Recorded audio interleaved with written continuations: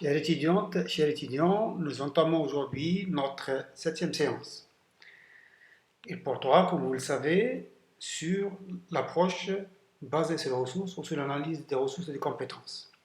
Cette 7e séance s'inscrit donc dans la continuité de la dernière séance et à ce titre, il me semble opportun, nécessaire de faire un rappel du cadrage théorique. Et ce pour deux raisons. D'abord, pour qu'on puisse resituer l'approche basée sur les ressources dans ce cadrage-là, pour qu'on puisse comprendre la problématique à nouveau, mais aussi pour pouvoir s'intéresser plus en profondeur aux fondements et aux notions de base propres et spécifiques à cette approche.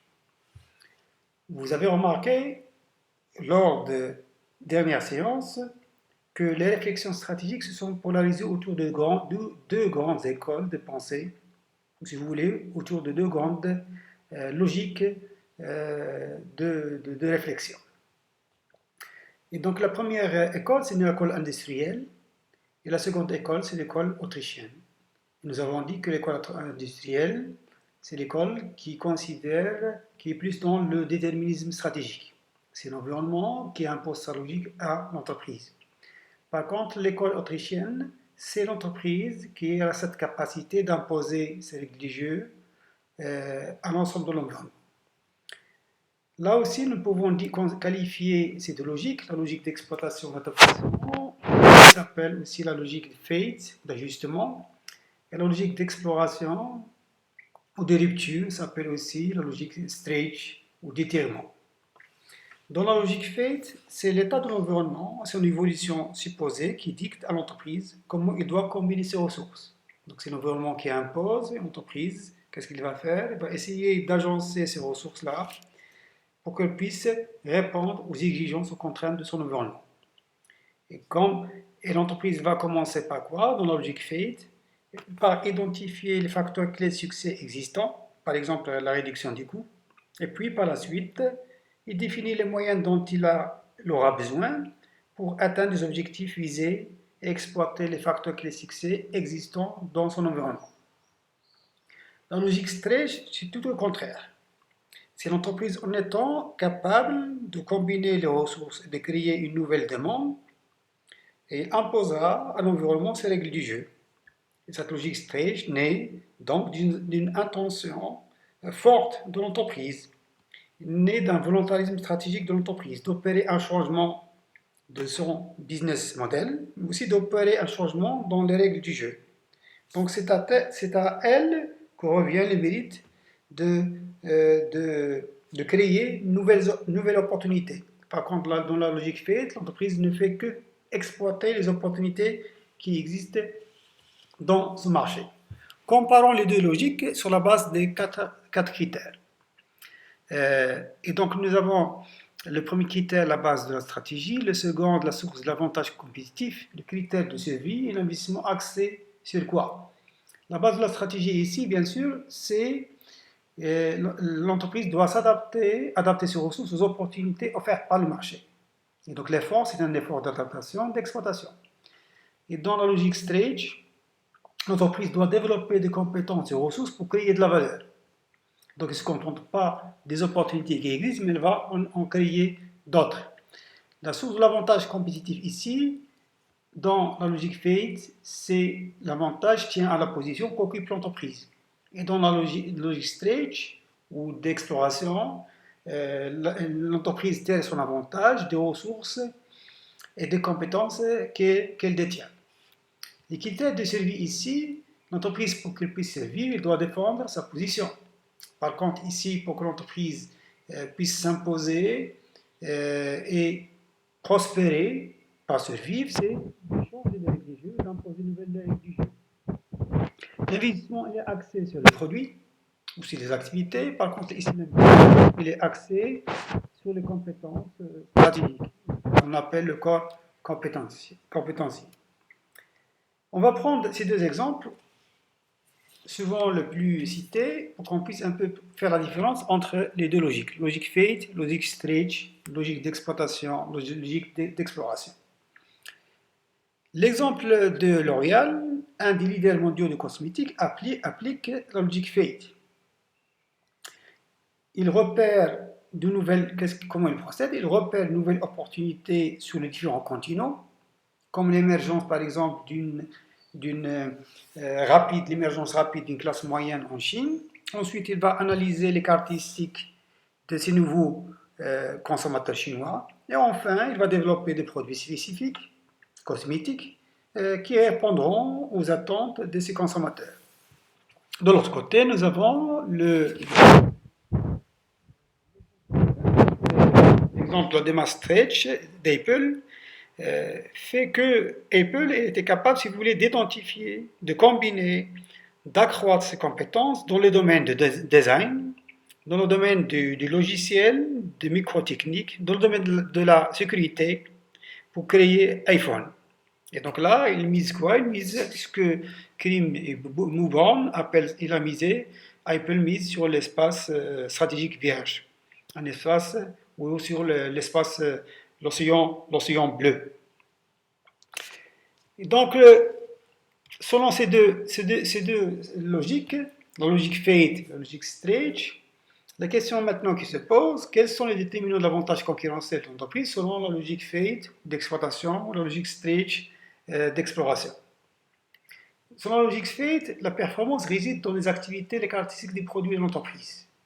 Et dans la logique Stretch, elle réside plutôt dans les éléments qui sont abstraits, moins visibles. Ce sont les ressources et les compétences.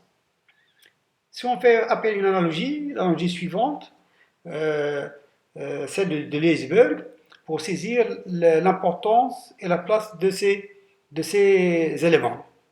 On peut voir que la partie qui est immergée, elle correspond à quoi? Émergée plutôt, elle correspond aux produits avantages concurrentiels. Et c'est une partie qui est visible. Par contre, la partie qui est submergée, immergée, elle correspond à quoi? Elle correspond aux ressources et compétences centrales. Et c'est cette partie immergée qui constitue, si vous voulez, la base de l'avantage concurrentiel durable selon l'approche des ressources et des compétences. Cette comparaison nous conduit ainsi à s'interroger sur les sources fondamentales internes, invisibles, constitutives de l'avantage concurrentiel, de la compétitivité de l'entreprise. Selon l'approche Resource-Based View, fondée sur les ressources, l'approche considère que les ressources et les compétences, plus que les produits et les activités de l'entreprise et les caractéristiques de marché, constituent le niveau pertinent d'analyse et du diagnostic de la performance. Donc si on veut, pour eux, l'unité d'analyse la plus pertinente, c'est celle qu'on doit consacrer aux ressources, aux compétences. Et donc ces ressources et compétences constituent donc le niveau pertinent d'analyse et de diagnostic des forces internes sur lesquelles mise l'entreprise pour avoir un avantage concurrentiel durable. Et donc là, l'entreprise va miser, si vous voulez, sur des choses qui ne sont pas invisibles. Donc il y a des forces internes sur lesquelles l'entreprise mise pour développer une capacité qui lui permet d'investir des océans bleus, de créer un espace vierge, mais aussi de perturber ou modifier les attributs de l'offre. Il peut même modifier les règles du jeu. D'où viennent ces forces internes de l'entreprise? Selon l'approche basée sur les ressources, elles viennent d'abord des ressources dont dispose l'entreprise, mais aussi des capacités de compétences qui lui sont nécessaires à l'entreprise pour qu'elle puisse exploiter les ressources qu'elle détient. À ce niveau, il y a deux questions à poser. Donc, si ces forces internes liées aux ressources compétences sont principales, il nous semble important de poser ces deux questions. Première question, les ressources sont-elles suffisantes pour avoir un avantage concurrentiel? À elles seules, les ressources ne peuvent pas être productives. L'entreprise doit les combiner et les traiter collectivement pour mener à bien ses tâches organisationnelles. La capacité de l'entreprise est ainsi son aptitude à combiner et à traiter ses ressources. Et donc la capacité, c'est quoi? Est-ce que l'entreprise est capable de combiner et de traiter les ressources dont elle dispose? Parce que les ressources ne sont qu'un actif qui permet d'avoir un potentiel, mais pour saisir ce potentiel, il faut trouver le moyen d'exploiter ces ressources. Et les moyens d'exploiter les ressources, ce sont les compétences. Donc une capacité, si on va l'assimiler à une ressource, n'est pas n'est qu'un facteur de production.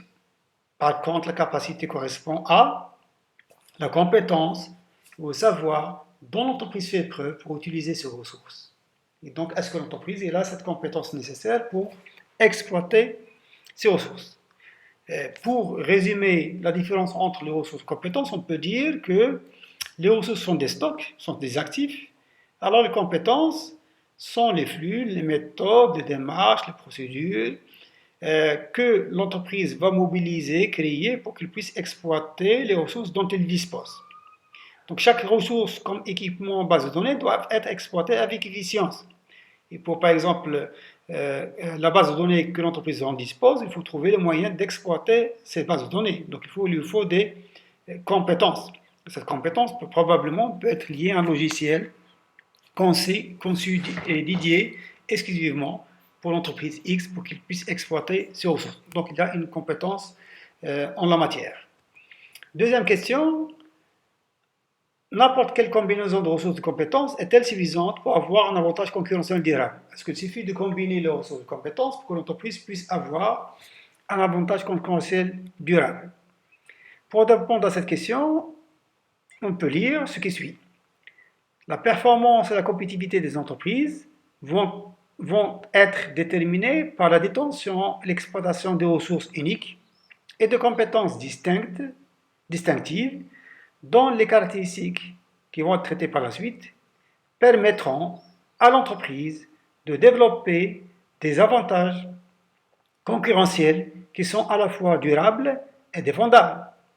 Donc, pas n'importe quelle ressource ou pas n'importe quelle compétence permet à l'entreprise de pouvoir dégager un avantage concurrentiel qui sont à la fois durables et défendables. Et ces ressources et ces compétences qui lui permettent d'avoir un avantage défendable durable doivent être des ressources uniques et des compétences distinctes. On va essayer de définir après. Et donc, ce qui veut dire quoi? Ça veut dire que les ressources et les compétences qui sont similaires aux concurrents vont être qualifiées de ressources nécessaires et de compétences nécessaires. Par contre, les ressources et les compétences qui permettent à l'entreprise de détenir quelque chose qui est meilleur que les concurrents, ça s'appelle les ressources uniques et les compétences distinctives. Les ressources nécessaires et compétences nécessaires permettent à l'entreprise de développer ou d'avoir une capacité seuil. C'est quoi une capacité seuil? C'est la capacité que l'entreprise puisse entrer dans le marché et qu'elle puisse exister. Mais pour qu'elle puisse durer, il lui faut une capacité stratégique. Ça veut dire que l'entreprise doit être détentrice de ressources uniques et de compétences distinctives dont la combinaison et dont la relation permet à l'entreprise de dégager une capacité stratégique. Donc l'avantage ici, il est très fragile, concurrentiel, très temporaire. Et par contre ici, l'avantage concurrentiel, aux yeux de l'approche ressources de compétences, il est durable. Quelles sont maintenant les conditions de clés de base? Donc vous avez compris que le modèle de ressources et compétences, il a cherché de répondre à la question suivante. Sur quoi se base l'avantage concurrentiel d'une entreprise? Et donc, comme réponse, l'avantage concurrentiel selon le Resource Based View se base sur la capacité de l'entreprise à détenir des ressources de compétences et à les combiner afin de créer un avantage concurrentiel durable. Et sur cette base, nous avons un certain nombre de notions de ressources et de compétences. Et nous avons dit que si les ressources de compétences sont juste nécessaires pour intervenir sur un marché, l'entreprise va dégager une capacité seuil. Si ces ressources de compétences sont nécessaires pour obtenir un avantage concurrentiel durable, l'entreprise va dégager une capacité stratégique. Donc la capacité seuil, c'est quoi? C'est englobe les ressources requises et les compétences nécessaires pour pouvoir intervenir sur un marché donné identique à celle des concurrents, ou bien facile à imiter. Par contre, la capacité stratégique, c'est quoi? C'est regroupe les ressources uniques et les compétences fondamentales, difficilement imitables par les concurrents, et elles sont à l'origine de l'avantage concurrentiel durable. La capacité stratégique ici, c'est quoi? C'est la capacité de faire ce qui est nécessaire pour prospérer et durer. Et pour prospérer et durer, il faut que l'entreprise puisse être détentrice des ressources considérées comme uniques et des compétences considérées comme étant fondamentales. Et on va voir par la suite quelles sont les conditions pour que les ressources soient considérées comme une ressource unique ou stratégique. Et donc, revenons un peu sur la capacité de seuil. Nous avons dit que c'est quoi la capacité de seuil? C'est la capacité que l'entreprise, ce qui lui est nécessaire à l'entreprise pour intervenir sur un marché. Pas pour durer, mais juste pour exister. Et donc, même la capacité de seuil, le niveau de capacité tend à augmenter au cours du temps. Donc, elle n'est pas stable. Donc, cette capacité de seuil, il va varier, il va changer en fonction de la concurrence, en fonction des progrès techniques, ce qui pose le problème de l'obsolescence des ressources, des compétences qui sont juste nécessaires pour l'entreprise pour qu'elle puisse se maintenir dans le marché. Donc là aussi, l'entreprise elle est menacée du fait de l'évolution de cette capacité seuil, donc de l'effet d'une évolution des ressources, des compétences qui sont nécessaires pour qu'ils puissent se maintenir dans le marché. Donc seules les capacités dynamiques permettent à l'entreprise de faire évoluer ses compétences.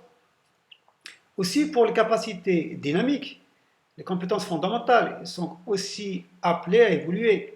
Et pour Hamel et Paralat, la compétence centrale d'une entreprise, c'est sa compétence fondamentale. Les capacités dynamiques sont celles qui vont développer ces compétences fondamentales. Et donc les compétences fondamentales sont appelées à évoluer dans le temps aussi. Et donc sinon l'entreprise va perdre ce bénéfice de détenir un avantage concurrentiel durable. L'avantage concurrentiel ne peut exister que si l'entreprise a les moyens de défendre sa capacité stratégique. Et pour ce faire, elle doit inscrire sa capacité stratégique dans un processus dynamique. Et donc, vous avez remarqué qu'il y a certaines notions de base qui font partie de l'approche basée sur les ressources. Comme notion de base, nous avons la notion de ressources, notion de compétences, notion de capacité stratégique. Qu'est-ce qu'on entend par ressources? Les ressources regroupent les actifs clés détenus par une entreprise qui ont un potentiel de création de valeur. Donc ce sont les actifs détenus par l'entreprise et qui permettent à l'entreprise d'avoir un potentiel. On parle bien sûr de potentiel de création de valeur. Tant que l'entreprise n'a pas exploité ces ressources en tant qu'actifs, il reste juste un stock. Donc, évidemment, ce stock-là, il a un potentiel, mais il n'est pas encore exploité. Et donc, on distinguera les ressources tangibles, corporelles ou matérielles, par exemple les équipements, les produits, les brevets, les disponibilités financières, les systèmes d'information, les bases de données, clients, ce sont des ressources tangibles. Et il y a aussi les ressources intangibles, immatérielles, la notoriété, l'image de marque, le capital intellectuel, les connaissances, le marketing managérial et les ressources managériales et technologiques. Là, vous avez en face de vous un tableau sur des types d'exemples. Les ressources tangibles, corporelles, financières, physiques, humaines, organisationnelles. Donc, vous avez ça sur le support de cours. Comme ressources organisationnelles, par exemple, lorsqu'on va définir des procédures et des processus. Et donc, les procédures et les processus sont matérialisés et sont tangibles. Là, vous avez aussi l'exemple de ressources intangibles, incorporelles, immatérielles. Par exemple, les brevets, les connaissances techniques, les valeurs, les connaissances et croyances partagées, les noms des marques, la cote d'estime, la réputation, les réseaux, les alliances que l'entreprise peut avoir avec les sous-traitants ou avec d'autres entreprises. Là, vous avez l'exemple de ressources intangibles. Et donc, quelques exemples d'actifs intangibles. Les brevets, le savoir-faire unique, l'expertise, la propriété intellectuelle, la qualité du service auprès des clients, la réputation, le capital humain, la publicité, etc. De façon logique, rien ne sert de disposer de ressources si l'entreprise ne sait pas les mettre en valeur. Parce que les ressources, nous avons dit, ce sont des actifs qui permettent à l'entreprise de tenir un potentiel de création de valeur. Mais comment faire pour que ce potentiel de création de valeur donne lieu à à une création de valeur effective. C'est à ce niveau que les compétences interviennent. Ce sont les compétences qui vont permettre de vous savoir comment exploiter ces ressources. Donc les compétences sont les processus qui permettent à l'entreprise de déployer ces ressources. Qu'est-ce qu'on entend par compétences? Les compétences font référence à des savoirs, à des aptitudes ou à des savoir-faire qui vont permettre à l'entreprise de déployer et d'exploiter ses ressources et donc de réaliser le potentiel de création de valeur. Et donc ce potentiel de création de valeur ne peut pas être réalisé tant que l'entreprise n'est pas capable, si vous voulez, de développer des compétences. Et donc les ressources, c'est un potentiel de création de valeur, et les compétences, c'est une manière de réaliser ce potentiel in concreto. Et donc là, vous avez quelques exemples de compétences. Les compétences en conception et communication, les compétences en commercialisation, en vente de services, les compétences en gestion financière, en gestion du personnel, en organisation d'entreprise, compétences à diriger, compétences en maîtrise de l'information, les compétences à gérer les relations utiles à l'entreprise.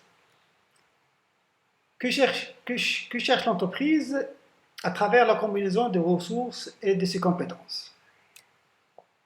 Ce qu'il cherche, c'est qu'il cherche à développer une capacité stratégique qui lui est nécessaire pour acquérir un avantage concurrentiel durable. Si l'entreprise va combiner les ressources uniques et les compétences distinctives, il sera capable de développer une capacité stratégique qui lui permet de réaliser et d'acquérir un avantage concurrentiel durable. Qu'est-ce qu'on entend par capacité stratégique? C'est la capacité stratégique, nous avons défini la capacité stratégique, c'est l'ensemble, la capacité de l'entreprise de combiner ses ressources de compétences afin de réaliser un avantage concurrentiel durable. La capacité stratégique d'une entreprise se définit comme son aptitude, au travers ses ressources et compétences, à maintenir et développer son avantage concurrentiel. Il le maintient, il le développe. Et donc on peut donner une autre définition, c'est l'ensemble des ressources et compétences dont la combinaison caractéristique procure à l'organisation, à l'entreprise, un avantage concurrentiel durable. Donc il ne s'agit pas uniquement de combiner, mais il faut aussi que les ressources et compétences puissent avoir un certain nombre de caractéristiques pour qu'on puisse considérer que les ressources et les compétences soient stratégiques. Il faut qu'elles puissent remplir un certain nombre de conditions. Et donc ces conditions-là, et donc on peut lire ces conditions-là sous nombre de 4, mais avant de les exposer, on peut lire la chose suivante. Une ressource, une capacité doit être hétérogène et mobile avant de pouvoir être la source d'avantages concurrentiels durables. Mais ceci n'est pas suffisant. Il n'est pas suffisant pour que les ressources soient hétérogènes, différentes et seules détenues par l'entreprise. Qu'est-ce qu'il faut? Il faut pouvoir mener un avantage concurrentiel durable. Les ressources de la firme en question doivent avoir 4 propriétés suivantes qu'on appelle le modèle VRIS selon Barney. Le modèle VRIS, pour que les ressources soient défendables et durables, il faut que les ressources et les compétences remplissent 4 conditions. La première condition, c'est que les ressources et les compétences doivent être valorisables. Valorisables aux yeux de qui? Aux yeux du client. Deuxième condition, pour que les ressources et les compétences soient considérées comme stratégiques, et permettent à l'entreprise d'avoir un avantage concurrentiel défendable et durable, il faut que les ressources et les compétences soient rares. Les ressources uniques, par exemple, le brevet. Les compétences fondamentales, par exemple, vous avez les expériences dans les domaines d'activité. Domaine de production, domaine de commercialisation, construction des relations de confiance avec les clients, c'est une compétence. Climat à l'intérieur de l'entreprise. Donc cette rareté dépend de la manière dont ces compétences peuvent être difficilement ou non transférables. Exemple, contrat des joueurs de football et leurs accès plus ou moins protégés, licence exclusive.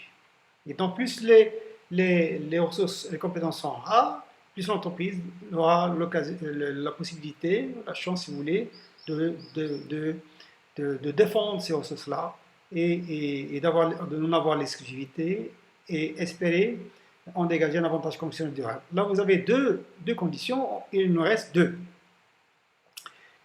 Troisième condition, il faut que les ressources et compétences soient difficilement imitables. Exemple, la complexité interne. Lorsqu'on va parler de la culture d'entreprise, on va parler de l'ambiguïté managériale inchiffrable, aussi la complexité externe, les liens avec les fournisseurs, avec les clients. Donc là, vous avez une complexité interne, complexité externe, qui rend les ressources, les compétences comme étant inimitables, difficilement imitables. Et là, on va parler de la robustesse des ressources. Et par la suite, on va essayer d'expliquer qu'est-ce qu'on entend par robustesse et quelles sont les conditions pour qu'une ressource soit considérée robuste et difficilement imitable. Quatrième condition, c'est que les ressources doivent être non substituables. Au niveau de l'offre, exemple, la Poste était menacée par l'essor du courrier électronique. Et donc, la Poste, en termes de courrier, distribution de courrier, il n'a plus le monopole, il a perdu cet avantage parce que l'offre, il a subi, il a subi la menace des substituts. Aussi au niveau des compétences, l'exemple d'une compétence humaine peut être remplacée par d'autres. Et donc l'entreprise, lorsqu'elle va essayer de former l'expertise de son personnel, en même temps, elle essaie pour certains postes de rendre ces ressources humaines difficilement substituables. Comme vous pouvez remarquer sur ce tableau, le modèle VERIS, vous avez quoi? Vous avez les 4 conditions lorsqu'elles sont remplies. Valorisable, rare, imitable et non substituable. L'entreprise, il peut espérer dégager un avantage concurrentiel durable qui est au-dessous de la moyenne. Il réalise donc une performance supérieure à la moyenne. Et ce modèle VERIS et les conditions, s'ils sont remplies en partie ou en totalité, vont avoir une implication concurrentielle. Si aucune des conditions n'est remplie, on peut dire que l'entreprise il subit un désavantage concurrentiel, un handicap. S'il n'y a qu'une seule condition, et la ressource est valorisable, l'entreprise est dans une parité concurrentielle, il est dans la moyenne. Et lorsque l'entreprise remplit les 2 conditions valorisables et rares, elle a un avantage concurrentiel, mais c'est un avantage concurrentiel qui est temporaire et qui n'est pas durable. Continuons dans l'explication, on va voir ce logigramme qui s'affiche sur l'écran. On peut voir les 4 conditions s'ils sont remplis. Vous avez la première condition, les ressources, est-ce que les ressources sont valorisables? Oui. La deuxième condition, est-ce qu'elles sont rares? Oui. Est-ce que les ressources sont difficilement imitables? Oui. Est-ce que les ressources sont non substituables? Ça permet à l'entreprise de dégager un avantage concurrentiel durable réalisé. Si l'entreprise ne réalise que 3 conditions, il va dégager un avantage concurrentiel durable non réalisé. Donc il n'a pas, si vous voulez, la garantie que cet avantage-là peut le protéger assez longtemps ou à long terme. Donc si l'entreprise remplit que aucune des conditions, vous pouvez remarquer que l'entreprise, là, il a un handicap concurrentiel, ou là, sa performance est inférieure à celle des concurrents. Si l'entreprise, par contre, ici, il remplit qu'une seule condition, il est dans la parité concurrentielle, il est dans la moyenne. Et s'il remplit 2 conditions, celle des ressources valorisables et rares, là, vous avez un avantage concurrentiel qui est temporaire. Et là, vous pouvez voir les conséquences concurrentielles quant à la capacité de l'entreprise à observer les 4 conditions. Plus l'entreprise observe les 4 conditions à la fois, plus on va considérer que la combinaison de ces ressources et ses compétences et les caractéristiques de ces ressources et compétences permettent à l'entreprise de dégager un avantage concurrentiel durable, défendable à long terme. Maintenant, nous avons dit et parlé tout à l'heure de ressources et compétences qui sont difficilement imitables. C'est bon, pour expliquer cela, on utilise le terme de robustesse des ressources, de ressources robustes. L'entreprise ne pourra conserver son avantage concurrentiel que si ses ressources et aptitudes sont difficilement imitables et donc robustes. Plus ces deux ressources de compétences sont difficilement imitables, plus on dit qu'ils sont robustes. Donc il existe trois types de raisons qui rendent une ressource une aptitude robuste. La première, des conditions historiques spécifiques à une firme peuvent expliquer le fait qu'une entreprise a, au cours de son existence, son histoire, développé une expérience unique sur une ressource ou une aptitude. C'est l'exemple de Microsoft. Les causes originales du succès de Microsoft sont à la fois issues des conditions spécifiques de l'entreprise. Il a été choisi en 1981 par IBM pour fournir le système d'exploitation de sa première génération de PC. Donc, au cas contraire, si IBM n'a pas choisi Microsoft pour équiper ses ordinateurs Microsoft, on peut dire que cette condition-là n'est pas remplie et probablement ces ressources ne peuvent pas être robustes. Deuxième raison qui rend une ressource robuste, l'ambiguïté causale. Cette ambiguïté causale empêche les concurrents d'identifier précisément les causes de son succès, a priori de reproduire ce succès.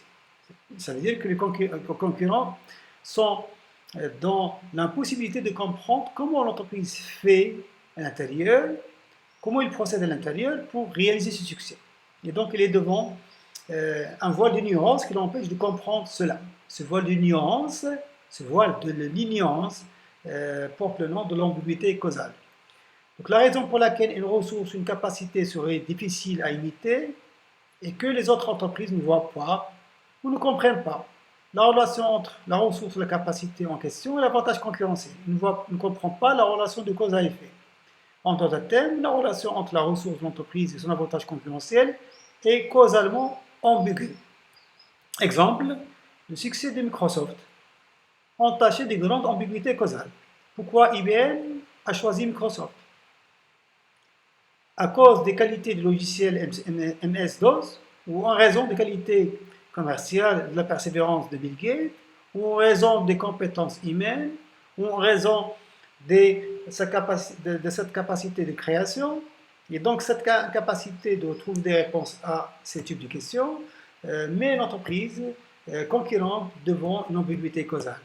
C'est-à-dire l'incapacité de comprendre la relation entre le succès de l'entreprise et les ressources et les compétences qu'il détient. La troisième raison qui rend les ressources ambiguës ou robustes, c'est la complexité sociale. On parle de complexité sociale dès lors qu'il y a combinaison de ressources et implication de savoir humain intangible. Donc on ne fonctionne sans l'application d'un savoir-faire humain intangible, incorporel, immatériel. Les relations avec des fournisseurs, par exemple,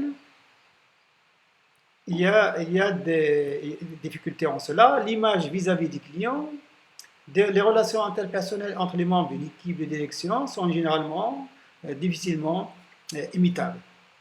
Et globalement, plus on introduira d'intangibles, et plus l'on passera d'une ressource à une capacité simple, puis à une capacité organisationnelle. Et plus la capacité sera importante et la probabilité de réplication ou de reproduction faible, tant en interne que par le concurrent. Et donc, autrement dit, plus l'entreprise est mise sur l'intangible, plus il va développer ses capacités à l'échelle individuelle et collective, et plus il aura la possibilité de complexifier sa gestion et disposer d'une capacité difficilement réplicable, difficilement copiable par les concurrents. Là, nous sommes dans une complexité sociale. L'exemple, comment les dirigeants de Microsoft ont-ils réussi à mobiliser si efficacement leurs équipes? Quels étaient leurs rôles exacts qu'ils ont joués les uns les autres, Bill Gates et Ballmer, et tous les autres fondateurs d'origine? Surtout, comment sont-ils parvenus à créer une équipe assez soudée? Et donc, il y a à l'intérieur de l'entreprise une dimension informelle qui échappe au regard des concurrents. Et là, ce qui échappe aux concurrents comme dimension informelle, on lui donne le nom de complexité sociale.